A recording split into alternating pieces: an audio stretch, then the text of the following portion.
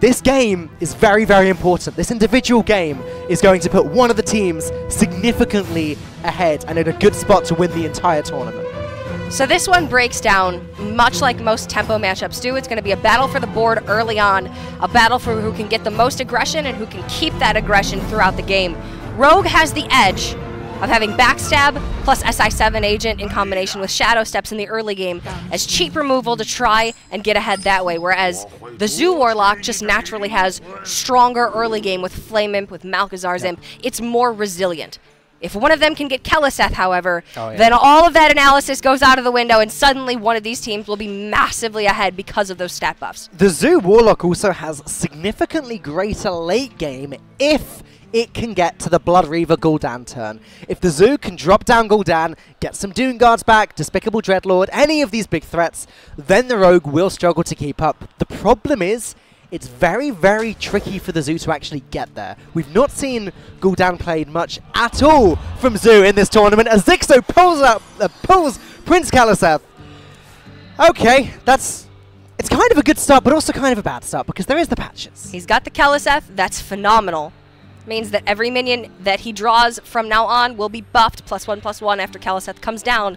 But the biggest payoff from that Keleseth, and you saw him keep the South Sea Captain in the hand while throwing away 1-drops, it is that South Sea Captain into the patches for such a clean clear on whatever it is Mitsuhide can put down before turn 3. So some highs and lows already in this match, but ultimately Zixo's going to be pretty happy about this one because you'd rather have Keleseth and patches than neither Keleseth nor patches.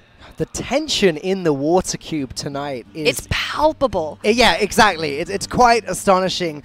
Hearing the sound coming from the crowd as Keleseth was drawn. I just choked because of the crowd, how loud they were in the background.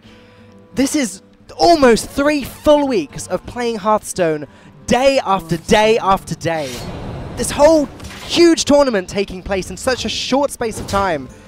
This is so important for these guys. It's exhausting. Yeah. It's exhausting to use your mental capacity to the fullest to play this game day in and day out. But these guys have done it. And now they are here. And all of that hard work, all of that stress, they just need to put that behind them and just remember that this is what they do best. This is what they came here to do. They're about to achieve their ultimate goal. Now they just got to play a game. And Mitsuhide's opening hand was a little bit unfortunate. It wasn't looking too great, but with that backstab pickup, and then he can go ahead and use that in combination with the SI7 agent to get some really efficient clears here on Zixo's board. So Mitsuhide's hand starting to look up a little bit, whereas Zixo is going to get stronger now throughout the course of the game because, as you said, Falk, the Warlock late game is just a bit stronger than the Rogue if you can hit those really strong demon turns, potentially even a Blood Reaver Gul'dan later on. And then, of course, Zixo's also going to have the added bonus of the Keleseth buffs. Even the Tar Creeper is looking pretty good here. Yeah, there it is from where I'm sitting. It trades very nicely with the board, or at least prevents Zixo's attacks from getting in. And there's no huge punish that Zixo can pick up to counter it. Yeah, okay, Patches does allow the Flame Imp to trade, but the Flame Imp is still trading in. And with its 4/3 body, that's a big sacrifice to make. Well, that's the thing. If Zixo on turn 3 were to play down the best card in his deck, which would be the South Sea Captain, the trades still wouldn't be clean for one minion to get in with the patches coming down. So Mitsuhide with the Tar Creeper knows that at least 2 minions are going in, and now we've got a level playing field. All minions will be buffed in Mitsuhide's deck after this Keleseth comes down. Is it going to be this turn, though? Because Backstab SI7 agent is still very, very tempting. And that's the problem. It's almost a level playing field, but not quite a level playing field, because Zixo already has buffed minions on the board. Just getting the Prince Keleseth that 1 or 2 turns earlier than Mitsuhide has already given him a significant advantage. It is so impactful, but Mitsuhide still has patches in his deck. That's a payoff that he'll be able to find maybe a little bit later on alongside his own captain, or even just a South Sea deckhand coming out to trade efficiently. So, Mitsuhide has Prince Keleseth in hand. If he can play that, buffing all the minions in his deck by 1/1, then pick up South Sea Captain, that pulls out Patches the Pirate from the deck. That ends up as a 3/3. That could be his comeback onto the board. But Mitsuhide, he's going to have to wait just a little bit longer, because he agrees with you. Backstab SI7 agent looking just a little bit too hot this turn, and he needs to get himself back on the board before he spends a turn playing a 2/2. And you know what? There's really no way to dance around it in this meta. If one team gets Prince Keliseth and the other team does not, that team is at such an advantage that sometimes you can call games right then and there. But I have to say, I love a game that goes back and forth. Oh, yeah. I love a game that is actually a game. And this is a game right here. Yeah, I mean, we were just watching the Heroes of the Storm just before that ended. And that last little push from Dignitas at the end there. That was very intense. Go for that last-ditch effort, but then KSV came in. One member of their team getting all the way to the other side. Right. And this game is... I don't know if I'd say that's looking similar to that. It actually looks very, very different, Hearthstone and Heroes of the Storm. But this is definitely a two-sided game. And Prince Keliseth... There are, in fact, two sides of Hearthstone. Yeah. Two players. Prince Keliseth finally hitting the board for Mitsuhide. He's got Ken into Bone Mare over the next few turns. That's a very good set of cards to have. Mitsuhide's mid-game is looking so incredibly strong right here. So Zixo is going to need to try and snatch this board up right now, take it wide, take advantage with a series of smaller minions that add up, whereas Mitsuhide is just going to be playing one big threat at a time going forward. This is great for Mitsuhide. He can get rid of that 4-2 Spellbreaker. He can develop Cairn. If the Cairn sticks, then he develops the Bone Mare. These minions aren't even buffed. Just their abilities alone are enough for him to potentially grasp this board. The problem for Mitsuhide is that Zixo actually does have the means to remove this Cairn. He can drop Doomguard, get rid of the Cairn, use the minions currently on the board to get rid of the Bane, if he wants to work really hard and play around the Bone Mare, which I think he has to. Going into turn 7, the biggest thing on Zixo's mind has to be Bone Mare. But now that he's picked up that Saronite Chain Gang as well, those both are 3/4 minions.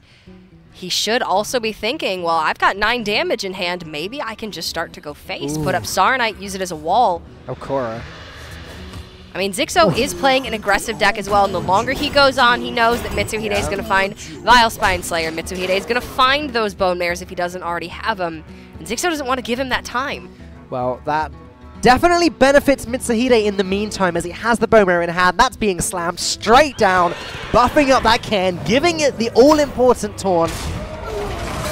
And now Mitsu has the board nicely, but 2 Soulfires, if this goes right for Zixo, Zixo can do some damage here. Even if it goes wrong and one Soulfire discards the other, he can still follow up with the Doomguard. And still push some damage here. There's a lot of variables here for Zixo. That's the nature of the Warlock discard mechanic. You're playing understated cards with incredible effects. But there is a drawback. Nothing is guaranteed. Oh, starting with the Doomguard. This is surprising, but pays off. He does get to keep that Soulfire around. Why did he not play the Flame Elemental? Can't think of a reason. There is no reason. Nope, so that should have been played. Okay. Simply a little blunder for Zixo, and there's the Planet Odd famous thinking pose, the head in hands. Definitely no mind control tech in... Nope. No. All right, no reason Zixo not with to play a little mistake there already. And things are still looking very, very close between him and Mitsuhide. Zixo has pushed a lot of damage, but if Mitsuhide had another Bone Mare, for instance, Zixo would be really struggling right now. So I do want to see Zixo maybe just take it a little bit slower here. Don't get too ahead of himself. Don't get upset. Just play some Hearthstone. Yeah, Mitsu's hand isn't looking too hot right now either. The Chittering Tunneler is awkward because it deals damage to Mitsuhide's face. Yes, the payoff could potentially be great, but you're also just maybe going to end up killing yourself. What would he like more than anything else? An Eviscerate would be pretty good. Backstab's not bad. No. But Backstab's fine, if he gets Eviscerate's backstab, fine. the Doomguard survives. That's the problem there. Maybe he doesn't even go for it this turn. You backstab the Saronite, Patches goes in, Bane goes into the Doomguard. Oh yeah, of course.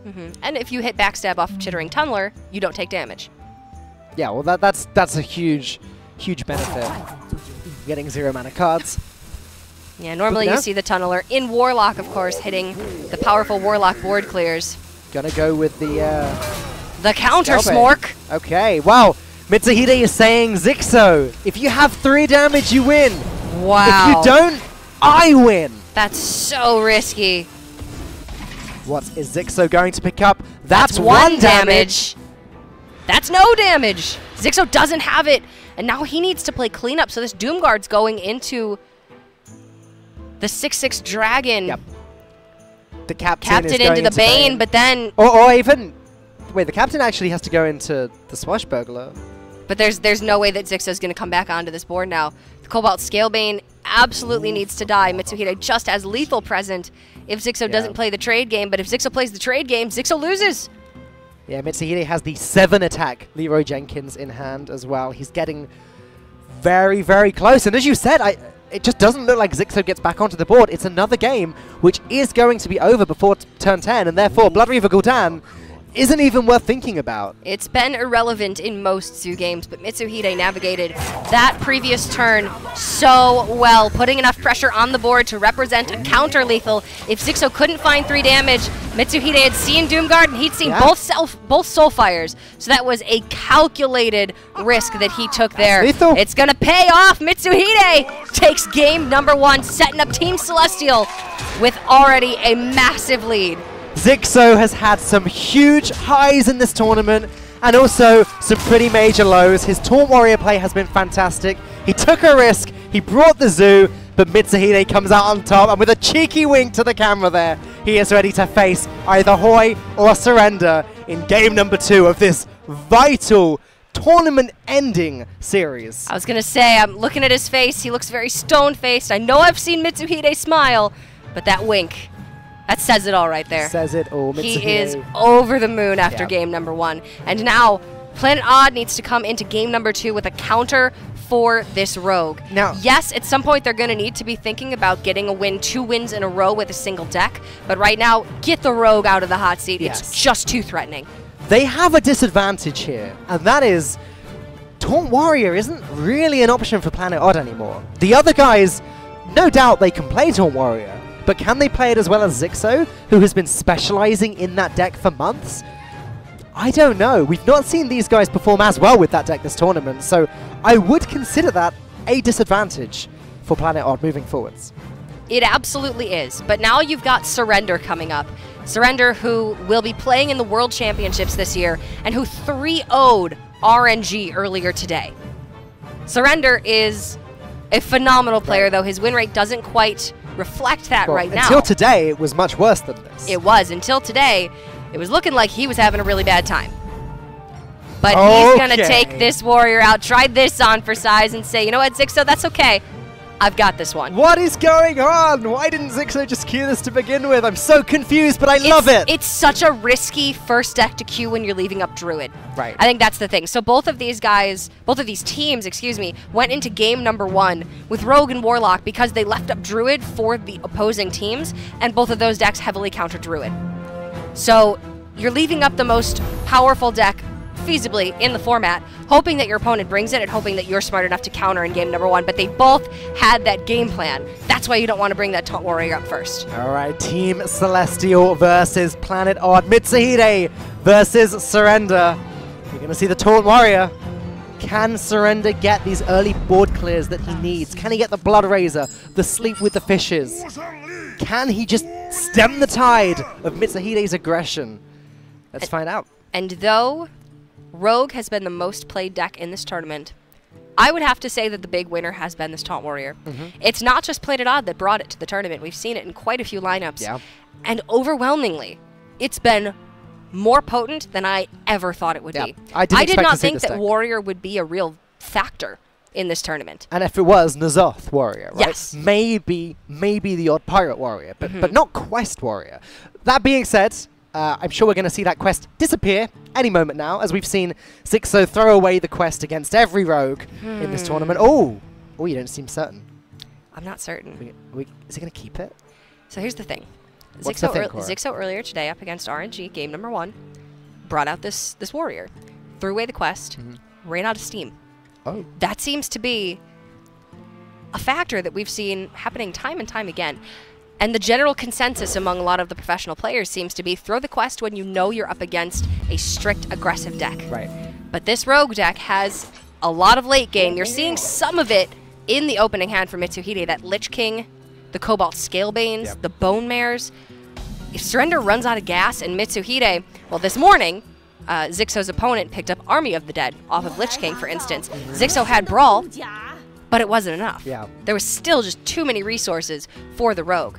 Well, in this scenario, Surrender has decided to stick with what Zixo does and thrown it away. We also saw Ostkaka throw it away against an Evolved Shaman earlier in the tournament and regret it. Came back to bite him. It did come back to bite him. You need to be very, very careful when you're playing against these tempo decks. Do not underestimate their late game. Speaking of coming back to bite you, Surrender's picked up their patches. I cannot honestly remember a game where I've seen Planet Odd play this warrior where they haven't had patches before in his Oscar. I saw it once. I saw it once in this tournament. I remember it vividly. Zixo drew patches this morning too. Drew patches in the Warlock game #1.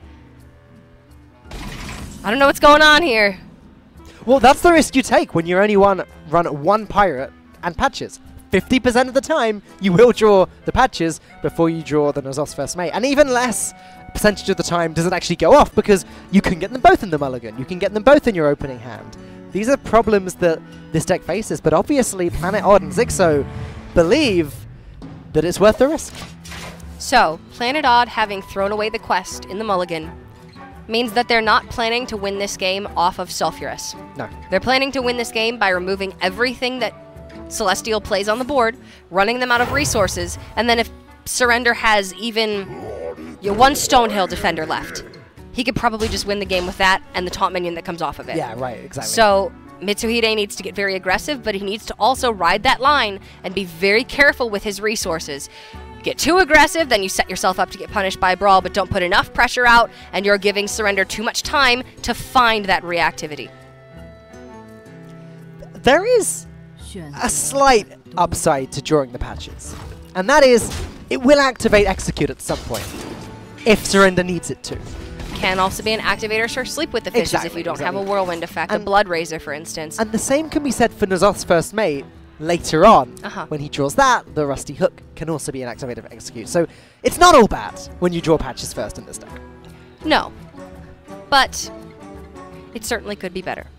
It certainly could be better. And we did see one situation, I believe it was Planet Odd as well, up against Alliance, I want to say, where this warrior went up against a Paladin. The Paladin had little to no Murloc early game now, in case you weren't hip to the new lingo, and instead just won the game on the back of 2 Cobalt Scalebanes, coin Scalebane into Scalebane. Right. That was enough to win him the game. Right. So Surrender needs to be very wary here of these coming turns for Mitsuhide. These are some power turns. You're going Scalebane into Cairn, into Bone Mare. That's going to be backbreaking for the Warrior. Warrior really struggles to deal with these cards as well. Scalebane doesn't die to Whirlwind Sleep with the Fishes. Bone Mare isn't particularly weak to Brawl because Mitsuhide would end up with 2 strong minions on the board and Brawl would probably leave one of them alive. There's so many weaknesses, and now Mitsuhide is going in with the Cold Blood, 9 damage straight to the face. Right now, oh boy, Surrender has to do something about this and do it fast. Blood Razor is one of the best cards, though, for dealing with things. It does. He's got the Blood Razor Fishes, but like you were saying, doesn't deal with the Scalebane. The Brawl removes 2 minions, but again, you could leave the Scalebane. Even the Star Creeper right now is a massive threat. He can hit it. He can play the Blood Razor, then the Sleep with the Fishes, and then hit the Scalebane. But that does mean... You're face tanking 9. I think he has to do it. He has to clear this board. And you're leaving a Fledgling. Nah, the Fledgling's dead. Yeah. So much damage that Surrender's having to take here, but Mitsuhide is not going to be letting up on this aggression anytime soon. He just needs to keep putting down a big enough board of reasonable threats, but not too big of a board. It's that dance, the dance of playing against Warrior with any sort of mid-range or tempo deck, the dance we've talked about with old school Shaman in the past. How do we play around these brawls? How do we make sure that we're still going to have enough resources to kill the Warrior after the removal is gone? For this deck with Surrender, there isn't really an after this removal is gone. Not for a long time, anyway. He has so much removal that it's going to be quite a while before we get to that point, and notably, Surrender's now going into Curator on turn 7, if he wants it, if he doesn't want anything to be removed in the meantime, into Primordial Drake on turn 8. The Curator will then net him a Direhorn Hatchling and a Primordial Drake as well. So Surrender's going to be finding many more fantastic resources going forward just off the back of his own minion development, which is going to start to really challenge what Mitsuhide can put down as well. And Mitsuhide took a very passive route that turn, just developing a Tar Creeper, electing to hold back the Cobalt Scalebane in hand. Well, the problem now for Surrender is we're going into turn 7, and it's the card which is pretty much the most dominating card in the Knights of the Frozen Throne meta. It's Bone Mare. If Bone Mare comes down on turn 7, buffs up that Tar Creeper, Surrender's taking even more damage. Maybe he can't afford to play the Curator this turn. Maybe he has to deal with his taunt. That's the issue, isn't it? But can you afford to play the Curator and have it killed off but while Mitsuhide develops a Bone Mare? He can't actually clear the taunt, so forget everything I just said. He has to play the Curator right now. Well, he can't clear it without the use of an Execute. Yeah. He did have the Acolyte in hand, so he could have maybe drawn off of it with the Blood Razor Death Rattle, but the Bone Mare off the top incredible is picture perfect for Mitsuhide. Gets to hold back that Vile Spine Slayer and find the kill on maybe a Primordial Drake.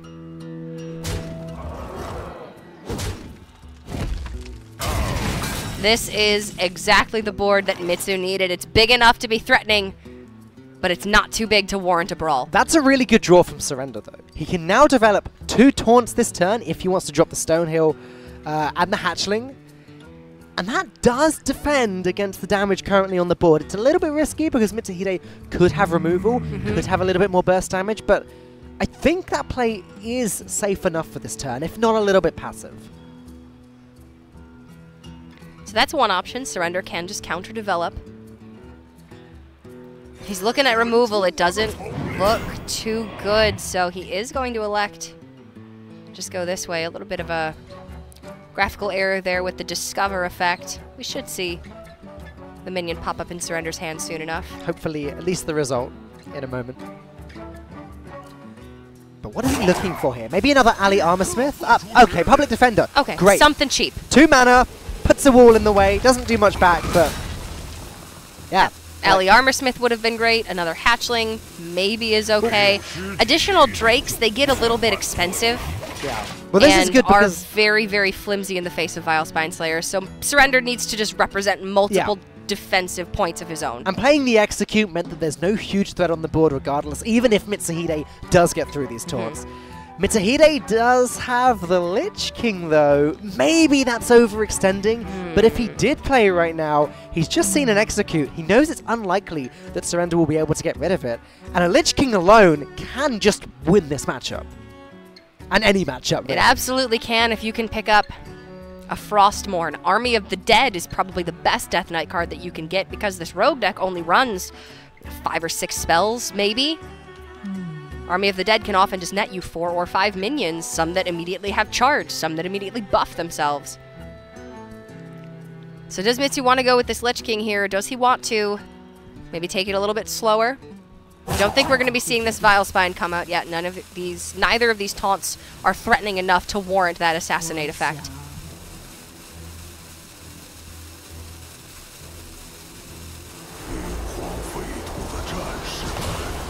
Well, the big bad man himself.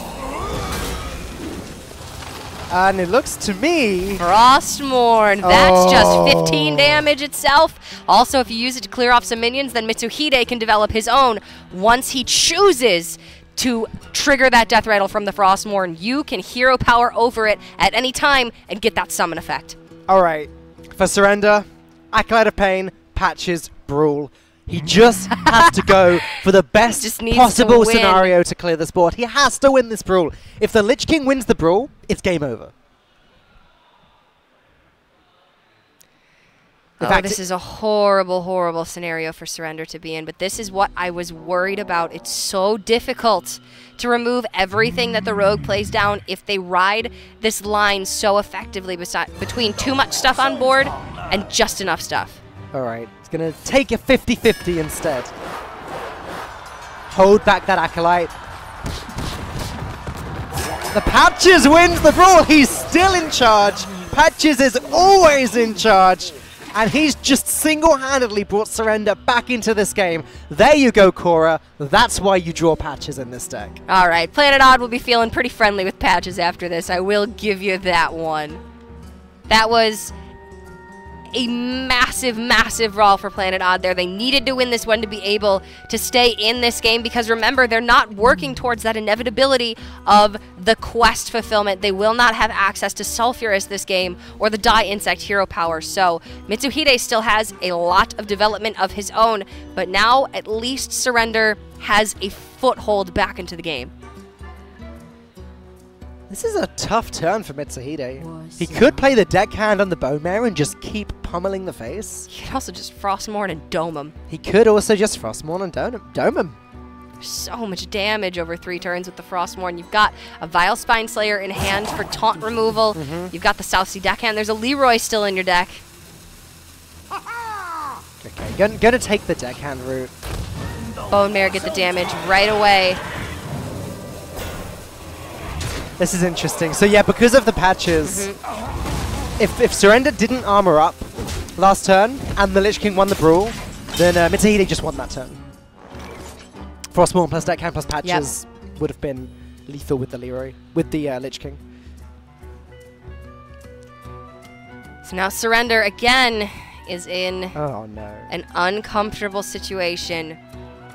He's used one Execute, he's used one Brawl, used one Sleep with the Fishes. Well, this just has to be the second brawl.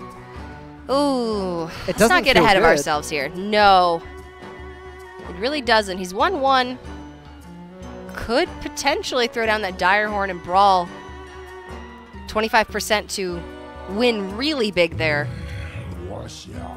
But Armor Smith plus Primordial Drake also is not a bad line to take. Gain some armor. And you can run the Blood Razor into the deckhand then. Yeah. You will have gained enough armor to feel relatively safe doing that. You'll gain an additional 3. Okay, gonna do that first. Dirty Rat could be played with the Hatchling just to put up an extra taunt. Execute picked up. Alright, okay, just in the nick of time there. I was actually concerned that the Drake wasn't going to come down. But there you go. Leroy is going to seal the deal. That's just game.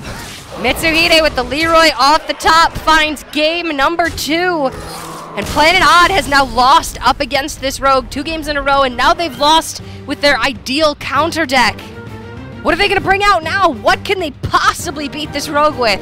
Or is Celestial just going to make this a 3-0 grand finals? I did tell you I was a huge Mitsuhide fan, Cora. I know. I know you did. You can see why. And I will admit, I'm not the biggest rogue fan. But you can't deny that rogue is really freaking strong. I'm also a huge Hoi fan, as it happens. Okay? I'm a huge Pidgey fan. Pidgey being Hoi's adorable companion. Hoi has been a very hard worker in the Hearthstone pro scene for an incredibly long time, finally getting his big break this year as he qualified for the Hearthstone World Championship. And fun fact, he has a twin brother. He does have whose name is also Hoi and looks exactly like him. And he's also been competing in Hearthstone events recently. Yes, he has. Which has been quite confusing. So there's, if it's not good enough that there's one of them, there's another Hoi, but this Hoi needs to get the job done right now, and it's going to be the Paladin. We've seen Hoi have a lot of luck on this Murloc Paladin. In general, Murloc Paladin yesterday in the series that I was casting won the game in all 5 games. It worked for different sides in different ways, but a Paladin was on the winning side all 5 times. It won the day yesterday. Can it reverse the fortune for Planet Odd here and bring them back into this series, or is Mitsuhide just going to snap this one up? Again, it's a tempo matchup. The Rogue's going to need to leverage the backstab SI7 agent in the early game, utilize that cheap removal, and shut down that Murloc synergy. The Paladin is the only real deck the Planet Odd have left, which I would say outright has the potential to sweep everything that Celestial has. Oddly enough, we haven't seen Planet Odd's Shaman yet this tournament. Yeah. I was wondering if they'd break that out in this last series, but obviously they just don't feel confident enough in the deck, so they're just going to stick with what they know and leave the fate of the team on the shoulders of Hoi as Mitsuhide gets Prince Keleseth, backstab and shadow step in his opening hand. Huge round of applause from the tournament. The crowd goes wild, but look at this hand for Hoi. Yes, Mitsuhide has drawn the nuts, but Hoi has 2. What is this game? What? This is, I don't know. It's turn 1. Divine retribution. It's turn 1 and this game is already in overdrive. Well, okay, see, that's the thing. Normally, if one team gets Keleseth, you can say, all right, they're probably going to be way ahead. Yep. But with this hand from Hoi, the synergy from the Murlocs working together will naturally outpace the stat buffs of Mitsuhide's minions now once Keleseth comes down. However, they're going to be buffed +2/+2. Everything that Mitsuhide draws. Now, Sarnite chain gangs are going to be 4/5s. And Mitsuhide does have a backstab as well. So the first Murloc the Hoi plays, or the first Murloc Tide Cooler that Hoi plays, does just die for free. The backstab is also an integral part of Mitsuhide's opening hand.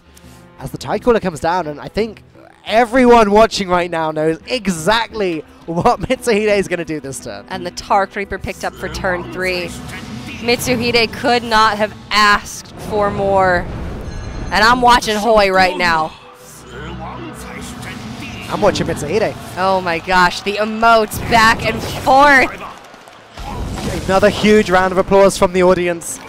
Gross. We all have a pretty good idea of where this game is going, but let's see what Hoi can do.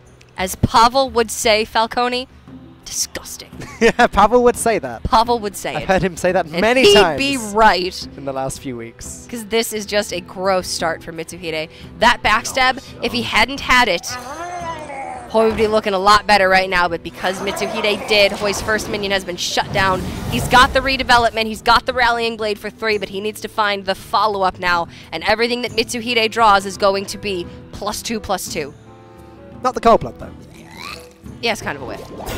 But still.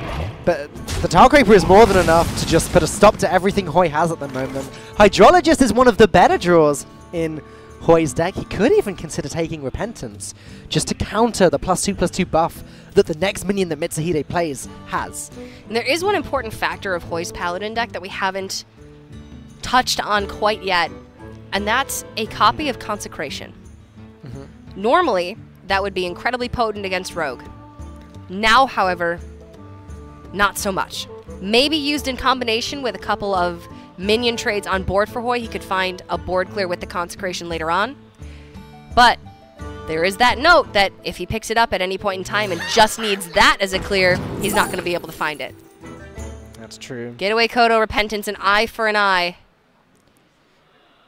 Getaway Kodo's fine because he doesn't have a lot to do in the coming turns, but Repentance could allow him to fight for the board a little bit longer in the early game. Yeah, I'm still leaning towards the Repentance, although it's not regularly the secret that you would pick from Hydrologist, especially in this matchup, but there it is. Hoi knows what he has to do to win this, but can he get there? And as you said, Consecration's been a great tool for Hoi, but when everything's got +2/+2, it doesn't do anything, and Salsi Deckhand, it's going to pull out the patches as a 3/3. Oh boy. Anything that Mitsuhide picks up now, I think will elicit a roaring response from the crowd, just because every minion in his deck is stupid good. Gotta point out as well, the local crowd here, they are cheering on Celestial. They consider, yes, although not all of the players from Celestial are from China, they all speak Chinese, and therefore they're sort of considered... They're the hometown heroes. They're the home team, right? So this is exactly what the audience here wants to see. It's what Derek wanted to see. And if it means Mitsuhide sweeping, it's kind of what I wanted to see too. Is Mitsu going to drop this cold blood here and just go for all-out aggression? Oh. I imagine Patches is going into the Vile Fin. Mitsuhide tested for that noble sacrifice with that dagger swing first. Disgusting. Although it is going into turn 4, that's Blessing of King's turn, so I wouldn't be surprised if we see Mitsu clearing both minions here. And he wants to keep this deckhand around Never mind, he doesn't care about the deckhand. He'd rather have a more resilient board because Hoi does have that consecration in the deck. So that looked like a last-minute decision there by Mitsuhide to play around the consecration, and Hoi is left stranded. All he has is Rallying Blade, but he can't clear off the Tar Creeper with that Rallying Blade. He's going to have nothing to stay up for Spike Ridge Steed, nothing to give up for the Bone Mare on turn 7. Consecration just does nothing now in this matchup anymore. There's no true silver champion, no way of getting through this 7-4 taunt. Hoi just needs to sort of wait around and maybe eventually get to play the Spike Ridge Steed and the Bone Mare, but in the real world, he's not going to get to turn 6. How's he going to stick around any minions on this board? Mitsuhide has the board lead. He can clear off anything that Hoi puts down while still developing his own pressure. Anything that he draws realistically is playable now other than Bone Mare, Lich King, and Cairn.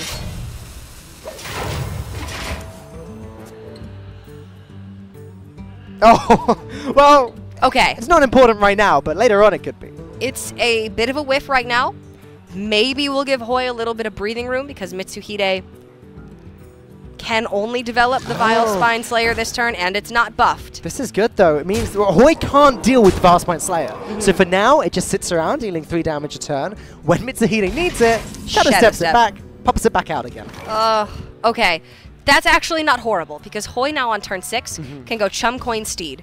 It's not good, though, is it? Hope you keep that Stegodon around for Bone Mare, and then you've got Tyrion on 8. This is the best sequence of events that Hoi could have found. But Mitsuhide's just got 13 damage on board. Yeah. Hoi just kind of... Did you see that little sly smile from him there? He knows exactly what's going down this game.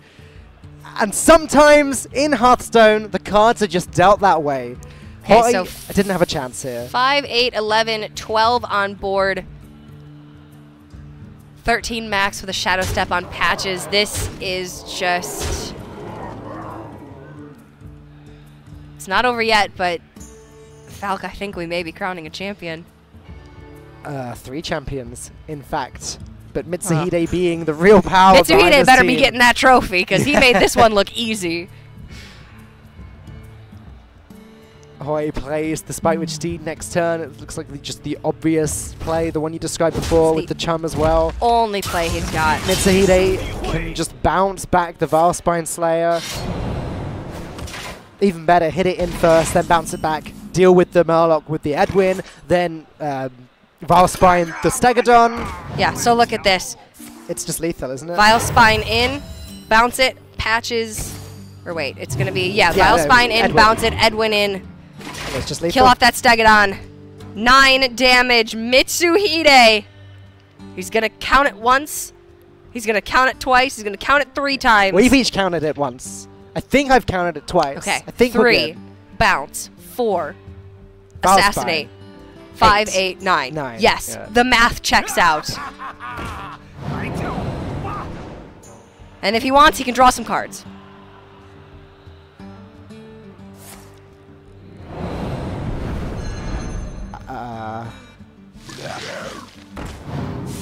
Okay. Obviously, Mitsuhide hadn't spotted it. All right. Let's count it one more time. No, we're wrong. It had 4 attack. Oh, that's right. Wow. But now there's a Lich King and a Bone Mare in Mitsuhide's hand. Apologies for that. The Vile Spine we just tunneled so hard. We did. The Vile Spine can't trade in, and then we Shadow Step back. But it just doesn't matter. Hoi knows he's dead. Mitsuhide takes the tournament for Team Celestial. Talk about a showing from Mitsuhide there, and a blunder from us. Yeah. But hey, it wouldn't be a real Hearthstone tournament if we didn't do something wrong. So I'll call this one a win all around, but especially it is a victory for your GCWC champions. Mitsuhide, Tom, and Tiddler have done it. They made their run through the winner's bracket, facing some really powerful opponents all the way. They took out Evolution, they took out RNG, and now they've taken out Planet Odd. They are your 2017 Congratulations GCWC to Team champions. Celestial!